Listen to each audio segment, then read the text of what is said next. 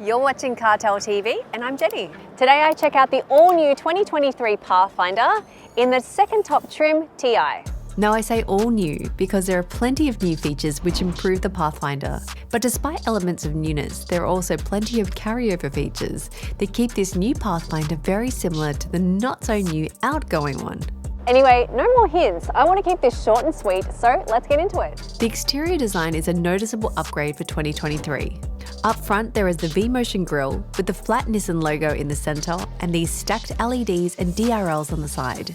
So the fog lights have been integrated into the bumper now, so there's more negative space here, which looks quite stylish.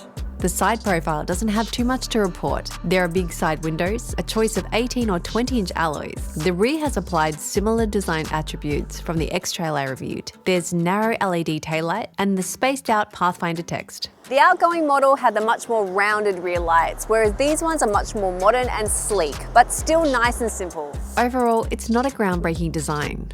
There's enough familiarity that it's a Pathfinder with its modernized elements. So the engine, there is only one engine choice. And it's a beefy 3.5-litre V6 petrol that produces 202 kilowatts of power at 6,400 RPM and 340 Newton meters of torque at 4,800 RPM. So this engine and its performance are on par with the outgoing model. Nothing new to see here.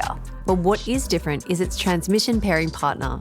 But Nissan have ditched the CVT and the engine is now paired with a 9-speed automatic. It's a big SUV with a V6, so expectedly, fuel consumption sits at the higher end at 10.5 litres per 100 kilometres.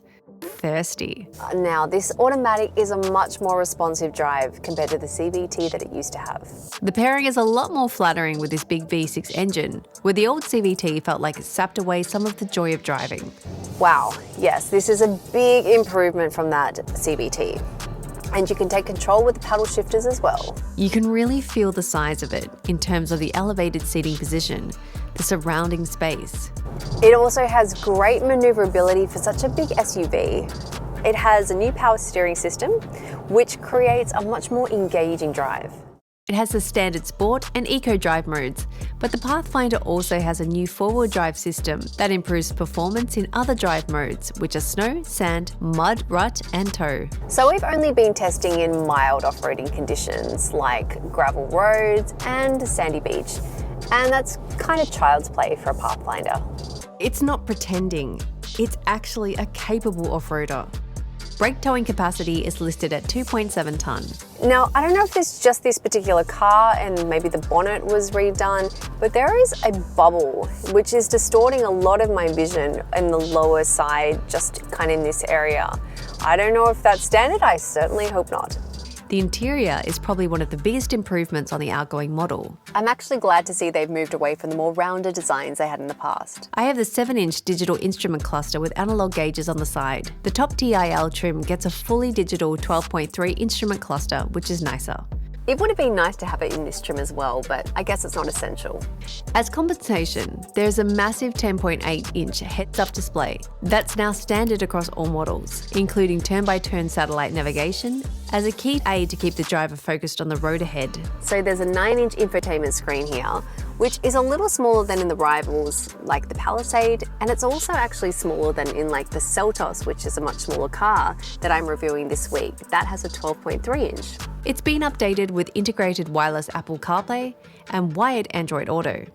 And there are 4 USB charging points and 2 12-volt outlets. So the front seats are very comfortable and they do come in at the sides for support, but it's nice and wide. And the storage is great in here. There's a lot of storage under in this bin. And there is this little like tray that could be for another phone or something small. It's grippy too, so things don't fly out. You got a wireless charging pad here, and there's a USB and a USB-C, and the old 12-volt charger too.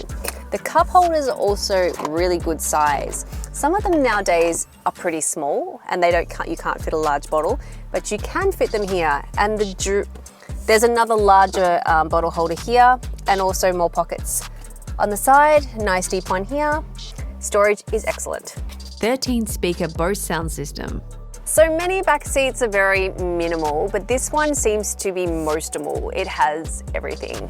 Like, each of the seats is actually comfortable and functioning. I could sit in this middle seat for quite some time and be happy. The floor is really low, so the knee angle is awesome. And the seats go forward and back. Headrests are adjustable. Now, as far as cup holders, they've really gone like above and beyond here. There's actually 10 in the back seat. So there's a double here, another double in the fold down armrest with a little pocket there too, and 2 doubles on that door too. So you definitely will not go thirsty, or you shouldn't. If you do, it's your own fault. And there's a nice shade blind as well. Next, there is also a full climate control for the back here. So you've got heated seats, you've got different air directions, and of course you've got the heating and cooling settings. And there's USB and USB-C charging and map pockets on both sides. So this is an excellent backseat. So the third row can be accessed in the normal way, down and then slide forward. Alright,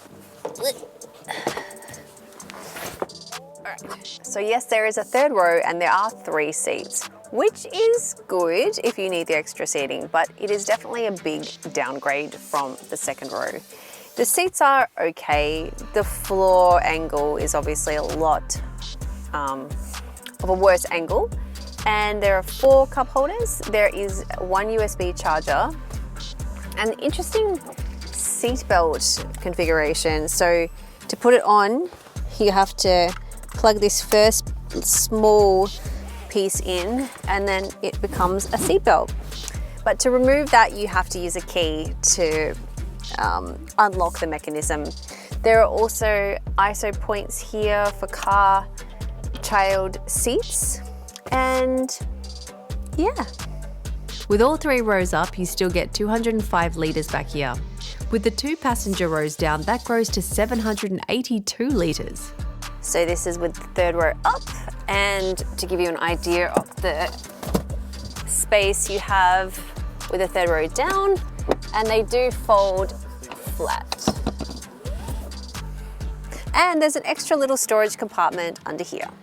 Key safety tech includes intelligent around view monitor with moving object detection, intelligent forward collision warning, intelligent emergency braking with junction assist and pedestrian cyclist detection, and that fantastic Pro Pilot, which was also present in the new X-Trail. It was a fantastic addition and very necessary, especially for the convenience it adds to long drives. Pricing for this Ti starts from $77,559 drive away, and for the top Ti L trim, it climbs to $88,171. So I have had similar feelings with this Pathfinder that I did with the X-Trail.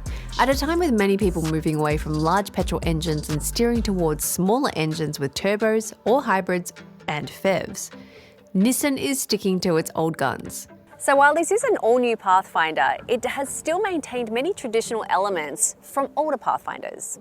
So what important changes have actually taken place? Well, they have drastically improved it in the looks department, so that this very capable SUV now also has the tough looks to match. The interior has been refreshed, as well as some nice additional features and technology. While there isn't an all-new engine, at least the addition of the 9-speed transmission drastically improves the driving experience, as I said in my X-Trail review. So clearly there's still a market for these older V6 engines in Australia, or Nissan wouldn't bother. So this is a great family car, and it's pretty loaded with features, and there's a lot of attention to detail as far as comfort and practicality. But are we pandering to a reluctance to move forward in the electric avenue by still catering to this petrol market? Or is it completely justified because Australia is not quite ready to be moving into the electric sphere? I don't know. What are your thoughts? It's a tough call because, we're almost there, but just not quite. Anyway, thanks for watching as always, and leave your comments below. We'd love to hear them, and we'll see you next time. Peace.